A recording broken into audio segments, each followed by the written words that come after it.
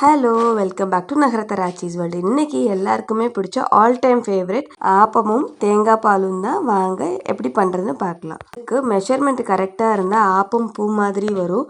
இப்போ நம்ம இட்லி அரிசி 2 கப் எடுத்துக்கலாம். அடுத்தது பச்சரிசி, நம்ம எந்த பச்சரிசி வேணாலும் எடுத்துக்கலாம். ரேஷன் பச்சரிசி இல்லை மாவு பச்சரிசி எது வேணாலும் எடுத்துக்கலாம். அது 2 கப் எடுத்துக்கலாம். 4 உலக்கு அரிசிக்கு நம்ம முக்கா உலக்கு உளுந்து எடுக்கிறோம். நீங்கள் எந்த கப்பில் மெஷர் பண்ணுறீங்களோ அதே கப்பு அரிசி உளுந்து எடுத்துக்கோங்க. 1 ஸ்பூன் வெந்தயம் எடுத்துக்கலாம். இப்போ வேறொரு பாத்திரத்தில் இட்லி அரிசி, பச்சரிசி, உளுந்து, வெந்தயம் இது 4ஐயும் போட்டு நம்ம நல்லா 3 தடவை கழுவிட்டு நல்ல தண்ணி ஊற்றி ஊற வச்சிடலாம். நான் இன்னொரு தடவை மெஷர்மெண்ட்ஸ் எல்லாமே உங்களுக்கு டிஸ்கிரிப்ஷனில் கொடுக்குறேன், நீங்கள் பார்த்துக்கோங்க. இப்போ நல்லா இதை கழுவி நல்ல தண்ணி ஊற்றி நம்ம 3 to 4 hours நல்லா ஊற வச்சிடலாம். இப்போ 3 to 4 hours நல்லா ஊறிடுச்சு. நல்லா ஊறினா தான் நமக்கு மாவு நல்லா கணுசமாக இருக்கும். இப்போ நம்ம கிரைண்டர் போட்டுருவோம். இப்போ இது நான் ஈவினிங் போல் பண்ணுறேன், ஏன்னா காலையில் டிஃபனுக்கு. ஸோ நம்ம ஈவினிங் பண்ணோம்னா காலைல பண்ணும்போது பர்ஃபெக்டாக இருக்கும். நல்லா நைஸாக அரைச்சி எடுத்துக்கலாம். உப்பு ஒன்றும் இப்போ போட வேண்டாம். நம்ம இந்த மாதிரி நல்லா நைஸாக இருந்தால் போதும். இப்போ மாவை நம்ம அள்ளிடலாம் ஒரு பாத்திரத்தில். எப்போவுமே நீங்கள் மாவு அள்ளுறீங்கன்னா அந்த பாத்திரத்துக்கு அரை பாத்திரம் வர மாதிரியே நீங்கள் எடுத்துக்கோங்க.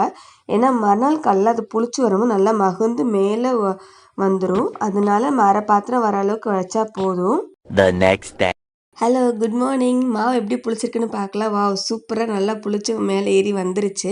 நம்ம அரை பாத்திரம் வச்சு முக்கால் பாத்திரம் வந்திருக்கு. இந்த மாதிரி எடுக்கும்போது நல்லா மாவு நுரைச்சிருக்கும். நல்லா நுரையா ஓட்டையாக நல்லா ப்ளஃபியாக இருக்கணும். அப்போ தான் நமக்கு ஆப்பம் நல்லா சூப்பராக வரும். இதை 2 பாத்திரமா ஷேர் பண்ணிவிட்டு அதுக்கப்புறம் தண்ணி ஊற்றி கரைச்சிக்கலாம். இந்த ஆப்பம் மாவை வச்சு இன்றைக்கி நம்ம 3 டிஷ் பண்ண போகிறோம். ஸ்வீட் ஆப்பம், அப்புறம் தேங்காய் பால் ஆப்பம், அப்புறம் மினி ஆப்பம் பண்ண போகிறோம். ஸோ அது எப்படி நம்ம செப்பரேட் பண்ணி எடுக்கலான்னு நான் சொல்கிறேன். ஸோ இப்போ ஆப்பம் மாவு ரெடியாக இருக்குது.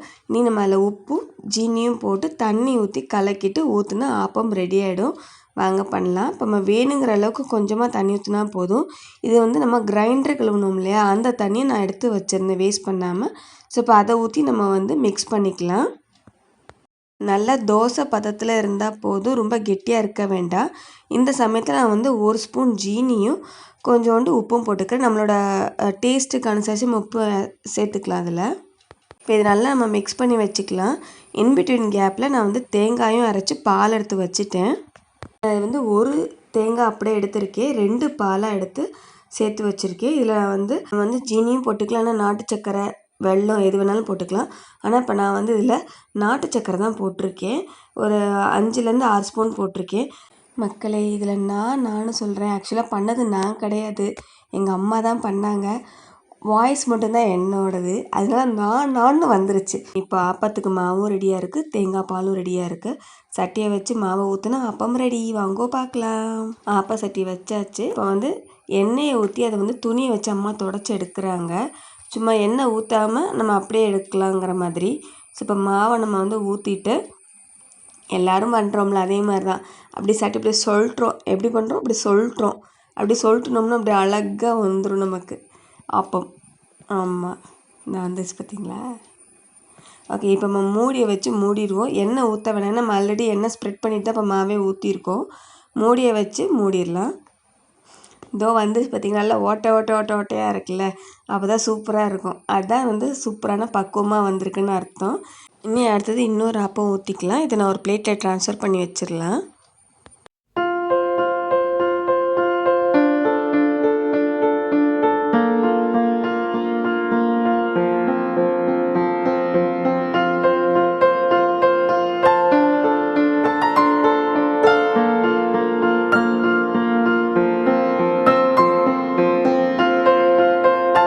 டொன்டோடை 2வது ஆப்பமும் ரெடி ஆயிடுச்சு. இப்போ எல்லாம் கொஞ்சம் தேங்காய் பாலை ஊற்றுங்கோ. அப்படியே கிள்ளி லெபக்கு நம்ம சாப்பிட்டுட்டோம்னா சூப்பராக இருக்கும் பிரேக்ஃபாஸ்ட். இனி அடுத்த ஒரு ரெசிபி பார்க்கலாம்.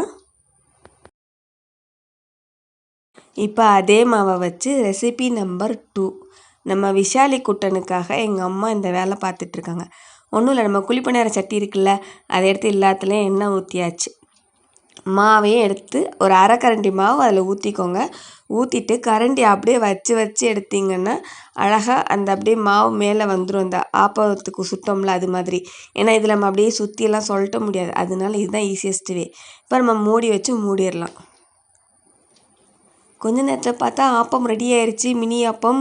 இந்த குட்டி பசங்க சாப்பிட வைக்கிறதுக்காக எவ்வளோலாம் எஃபர்ட் போட வேண்டியதாக இருக்குது. சூப்பராக வந்துருச்சு. இது கொஞ்சம் எண்ணெய் தாராளமாக ஊற்றினோம்னா நமக்கு குழிப்பணியாரம் மாதிரி எடுக்க வரும். ஆனால் நம்ம மினிமம் எண்ணெய் ஊற்றுனதுனால கொஞ்சம் ஸ்ட்ரகிள் ஆகுது. ஃபஸ்ட்டு டைம் தான் அப்படி இருந்தது. அடுத்தடுத்து நம்ம ஊற்றும் போது அது ஈஸியாக வந்துருச்சு.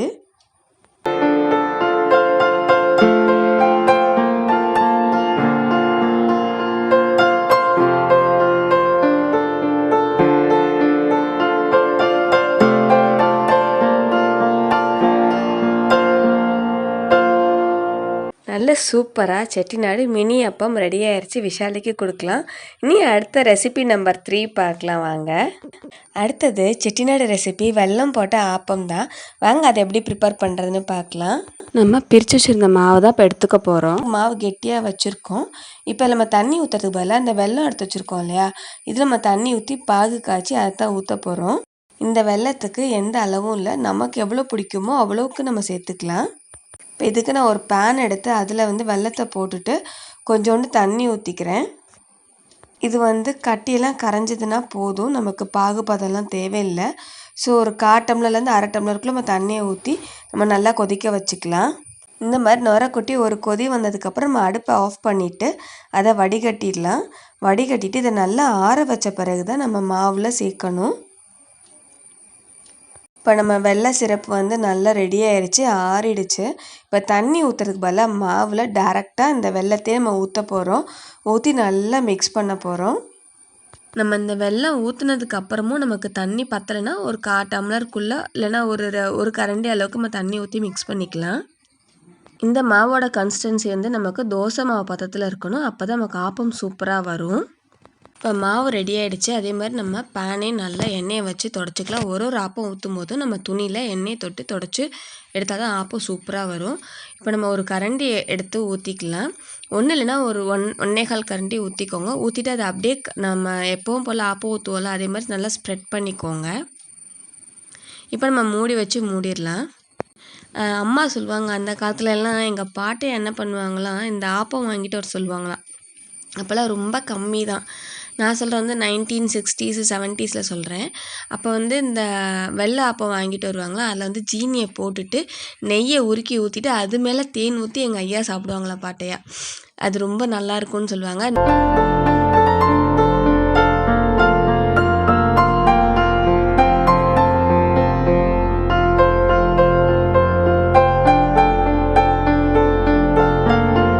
Chettinad recipe 3 in 1.